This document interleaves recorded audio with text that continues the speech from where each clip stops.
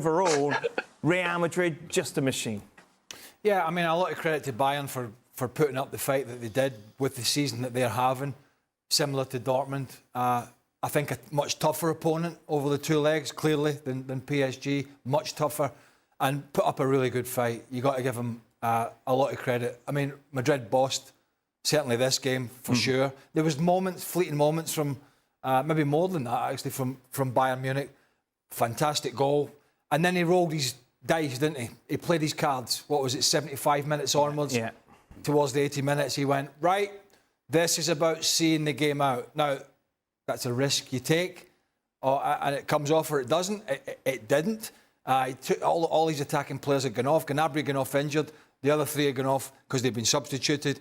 Kim had come on. That was 3 centre-backs. There was 6 at the back at one point. So he had rolled that dice, but we were sitting watching saying, I kept saying to you, is this another Real Madrid story come back? Literally 10 seconds before the Neuer drop, you said it's just incredible. They are the greatest I've ever seen in my lifetime watching at being able to rescue games that just seem to have gone. And you think, right, they can't do it again. It can't be any coincidence that they keep doing this. Just incredible. What is it? Is it just like a mentality thing, a belief, self-confidence? Yeah. Well, the more you do it, and the more times you do it, the more you expect it. And so you never give in. Because you know, and you only take a look around the team that you've got as well, you've got match winners everywhere. I mean, we're talking about Rudiger here tonight. That tells you that it's not just Vinny, and it's not just Rodrigo, and it's not just Bellingham. They've got guys that are capable of producing something all over the park. But to answer your question, the more you do it, the more you believe, and the more you expect it. Jose Lu, the star. What a story this is from someone who was rejected from the Real Madrid Academy, was at the 2022 Champions League final as a fan watching them. And he wasn't supposed to be here. It wasn't supposed to be him. It's not Joselu, right? And in fact, when Karim Benzema left for Saudi Arabia, and we're looking, well, who's the center forward? Who's going to score the big goals? Who's going to be that guy? Well, Joselu's a nice piece to have. He's a guy that will be useful to Carlo Ancelotti. He'll score a goal here and there, but he's not going to score the goal. All credit, right, Alejandro? Well, Kim's back in there, and I think he heads it out. I might be wrong. Somebody heads it out.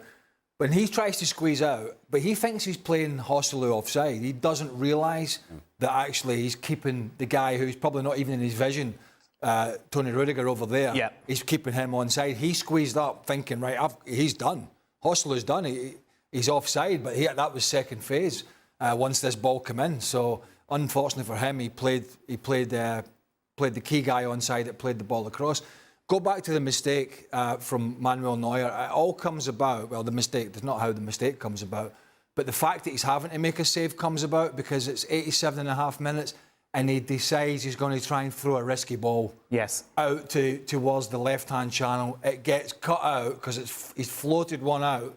It gets cut out and 10 seconds later, they're back on the edge of the box. So that was his first mistake that allowed them, Real Madrid, to get on the edge of the box. Then he had to obviously make a save, which he clearly should have made. He's just a huge blunder, probably one of the biggest in his career when you look back at big games, at elite level games. He doesn't make many, and that is a big one tonight. So that, again, that was a moment he didn't have to throw that ball out when you look back at it.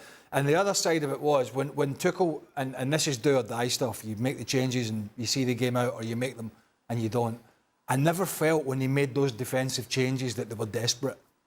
I didn't. No. I didn't think Bayern were maybe there was 1 or 2 players in the forward area that were tired. Real Madrid looked shocked, didn't they? I didn't feel when they brought the third centre-back on and changed the shape, thus allowing Real Madrid even more possession because there's an extra defender back in there. In fact, I think in the commentary we were watching, which was the World Feed with Stuart Robson, said they had 6 at the back.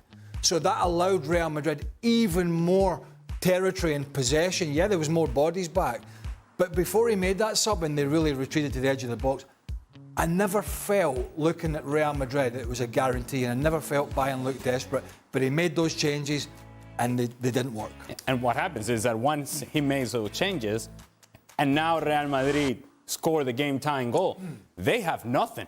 They have nothing in the attack. They have nothing in the midfield. They have committed fully to we're going to see it out. We're going to win 1-0. Now that we're tied 1-1, the only scenario, not the most likely scenario, the only scenario was for Real Madrid to score a second one because Bayern Munich had nothing. They had nothing in order to be able to answer. Now, I'm guessing that he's making this choice because maybe he was concerned about the fact that every time that Vini Jr. grabbed the ball and he was isolated with Kimmich, it was a mismatch. It was a mismatch, certainly in the second half, but over the course of the night, it was a mismatch. And he's thinking, well, maybe we're going to get extra numbers here, and we're going to double up Vini, we're going to double up the other side, and we're going to close it down. But when you don't close it down and you have taken all your playmakers and you have taken all your creative players and the guys that can actually put the foot on the ball and knock the ball around and relieve some pressure, once you've taken all of them off the field, what happens when you have to go chase a goal? You can't. Well, Real Madrid, I'm not quite in that camp of blaming the coach, by the way. Right. I mean, we've got, what, 10 minutes to go? And 15 when he brought Kim on. right, 15. So you have 15 minutes to go. You've basically been outplayed for most of the game. They're putting the pressure on you anyway. I mean, are you going to leave it as it is? But I don't think that was the point. I don't think it was get another goal. I don't think it was batting down the hatches at that point. There was. But they're running out of steam a little bit. Yeah. They're running out a little bit of steam, and you're going, okay, I'm going to blame the players here. Because if they all did their job for that last 15 minutes properly, they would have won this game. Starting off with Neuer, throwing the ball out. What are you doing? Do what Pickford does, fall on the ground, everybody out. Go and challenge for the ball up the other end of the field. Goalkeepers can kick the ball the length of the field these days.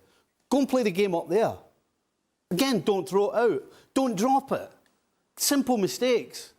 I mean, stop the shot. The shot, for a start, we can blame Neuer for making a mistake, but when you've got that many bodies there, where were they all? When he comes inside and gets a shot off, he should never really see the goal. So I'm actually not too much against what Tuchel did. I'm more blaming the players. I'm just saying they're far more the experience they've got on the field. And I'm not blaming a manager. I'm just saying managers make decisions. You're damned if you do. And we'd be sitting here going, why didn't he bring an extra defender on? You're damned if you do. You're damned if you don't. But what I'm saying is he rolled his dice. He played his cards. That was his hand. He played it and it never worked for him. But I've got to give him a lot of credit in some sense in Bayern Munich because we know Real Madrid, we've talked about them a lot this season covering La Liga. They've had some horrendous injury worries, particularly at the back. He's not really had the injury worries, Thomas Tuchel. He's just had worries. Yeah. He's just had worries and bad defence. I mean, Kim, who Jurgen knows very well, has been thus far a shadow of the player it was in Italy. Right? He's brought in Dyer because Upamecano and De Ligt have been struggling. They end up partnering him with De Ligt. And then you've got a right-back at left-back because Davies has been out of form and has got contract issues.